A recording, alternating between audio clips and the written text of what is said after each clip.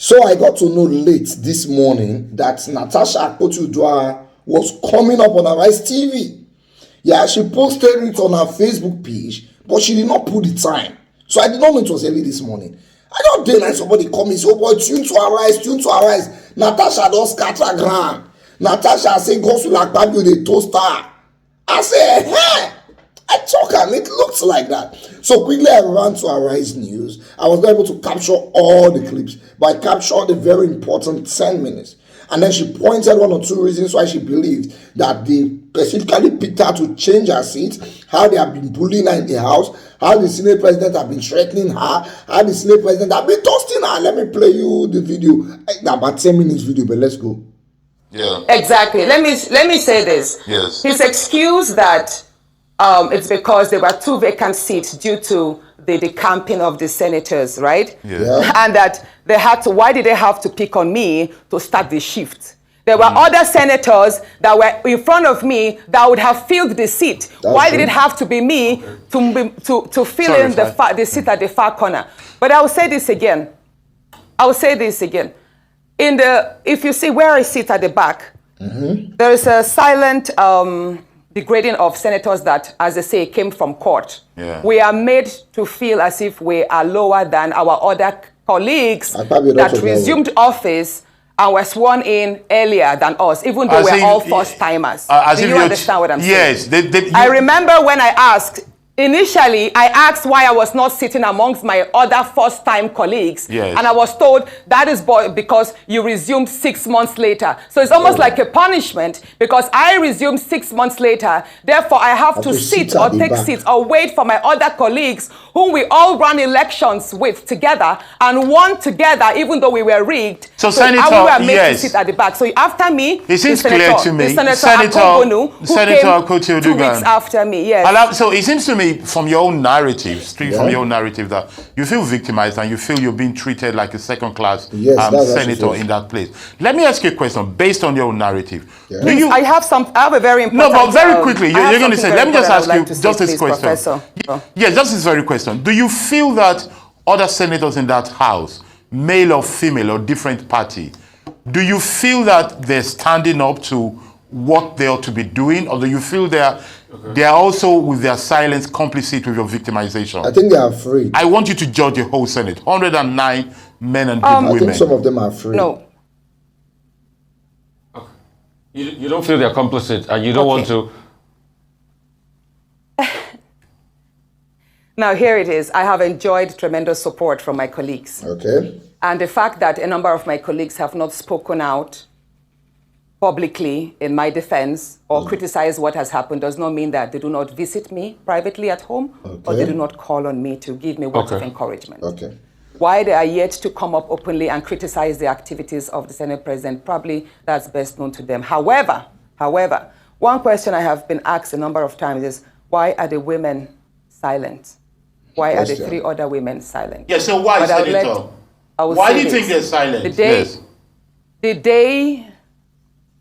The day I filed the suit of defamation against Akpabio, the suit that sexual whereby the Senate President's SLA on new media, Mr. Patrick Mfong, sexualized me by addressing my attire as being transparent, and that the only thing I know how to do is to wear pancake to the chambers.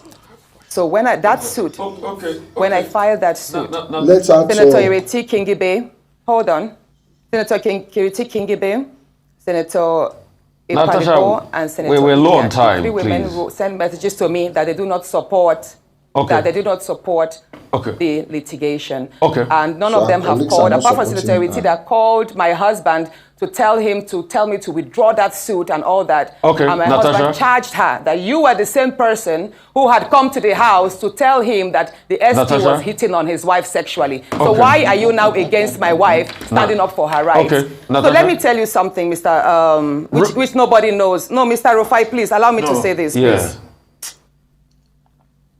Please go ahead. Can I say this? Please please go ahead. Please go ahead, Senator. Please go ahead. Now, at the nightclub incident, I believe that was not a slip of tongue. Okay. That was not a slip of tongue. He has a number of times told me There are various ways we can have fun. If we travel, he has a way of making the whole the house, the space. He can basically create a party in the space. Do you understand? Like a nightclub in the space, and would have fun and all of that. So that nightclub incident statement was not a mistake. It was more like out of the abundance of the heart, the mouth speaketh. Okay. But let me say this. The day before please, Rufai, let me laugh. Go ahead, Natasha. Go ahead. Let me speak. Please go ahead. Please go ahead. We're if you don't want me to speak, I'll walk out and complete this on my Facebook, please. Please go ahead. We're trying to manage time, but go ahead and finish it quickly. We're trying to manage time, but please go ahead. The night, or should I say that morning, early hours of the morning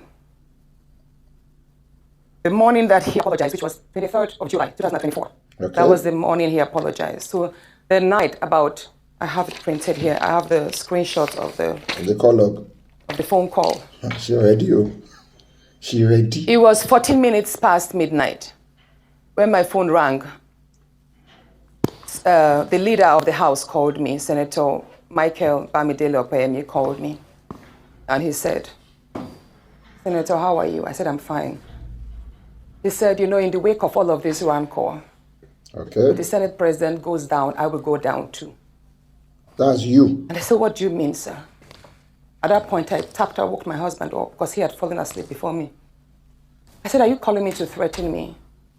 I could hear murmurs from the Senate President. I could hear the Senate President's voice at the background because I could tell it was on speakerphone. He said, no, I'm just telling you that, there's a whole lot of attack on the Senate President, and if things go down, if he resigns or something happens, I should know that I'm going to be held responsible, and I also go down. At that point, I started shouting. Wow. I was like, you can't call me at midnight and threaten me, sir.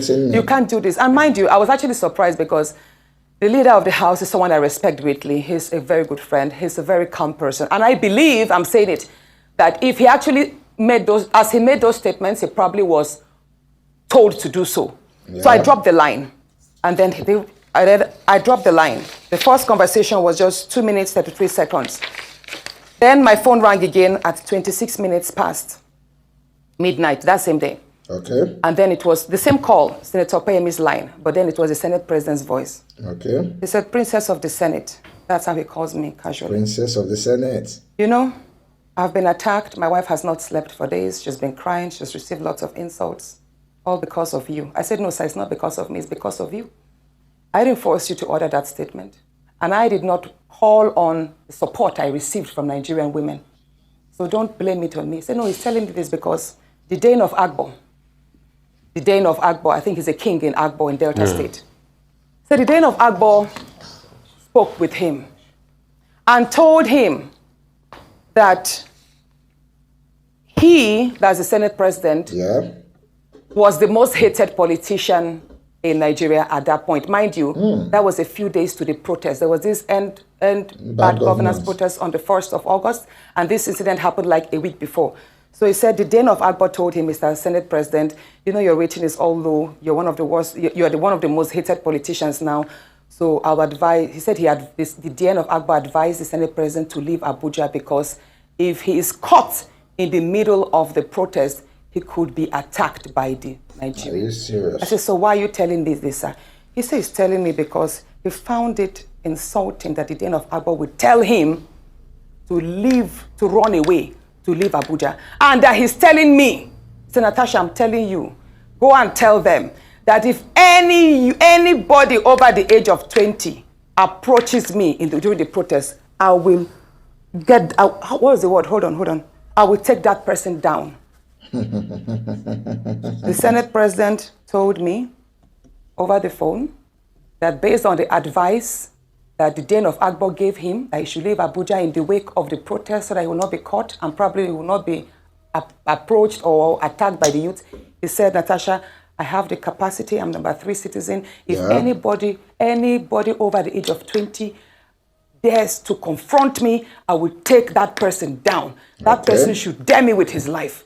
I said, at that point, I started shouting. I now told my husband, He didn't know the phone was on speakerphone all the while because I'd woken my husband up from the first speak. I was like, my love, can you hear what he's telling me? This is exactly what he does. At that point, now when he knew, he was like, is your husband there? Oh, yeah. I said, yes, sir, my husband is here. And he heard everything. He then told me to pass the phone to my husband. And you know what he said? Immediately, he changed his tone. He was like, oh, Alema, I have a slot for you. For an appointment from Delta State, why don't you bring a nominee? And I took the phone back. I shouted at the Senate President. I said, you can't pacify us. You can't threaten me on one side and then pacify me, sir.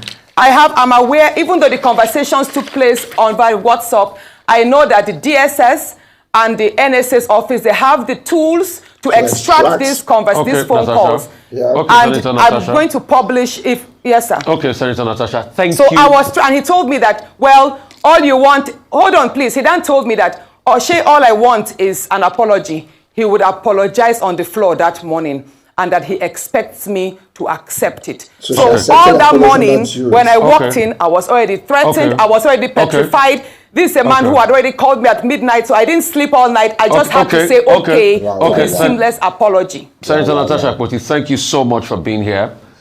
He who alleges must prove. I'm sure you have all your proof because they are on the other side are also going to demand all of it, and you have to put it out there. So thank you so much for your time. Thank you so much for honoring us today with your presence.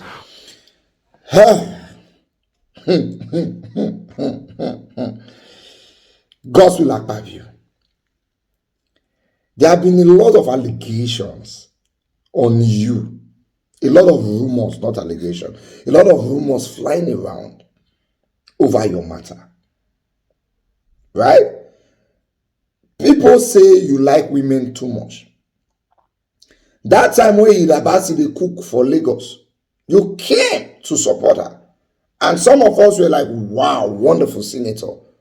So people say, no, not be say because he wants to support somebody from his state too. Now because this is happening, that is happening. Say, this is happening, that is happening. But we believed it was all rumor. Now we are hearing a senator who is somebody's wife.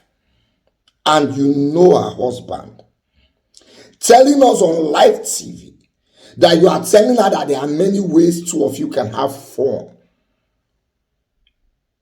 In the code of men, married women are a no-no. You stay away from married women. There are words you don't say to a married woman. That's why sometimes I feel disgusted when I see some men give another man's wife money. There are words you don't say to a married woman. Now, we don't know if she's lying up because the office is definitely going to deny this.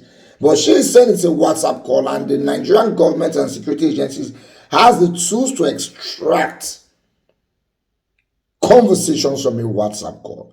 So should we go down that line? I'm sure the Nigerian security agencies will want to do the right thing. But in a country where you are number 3 citizen, we will also not be shocked if they chicken out from doing the right thing.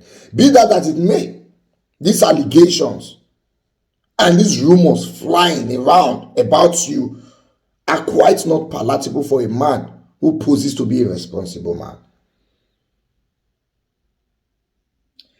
Please let us protect Natasha Akpoti with all the apparatus we have to protect a citizen of Nigeria. Because now she has touched the tail of the tiger. Now, number 3 citizen for Nigeria, and I shall accuse. So whether she's lying or she's saying the truth, she needs to be protected. Because she's clearly saying that she has been threatened, they don't toast her, and then they victimize her. And it will not be fair to leave her to be vulnerable to the hands of our oppressors. God will guide her and help her through as she continues this biggie. It is well.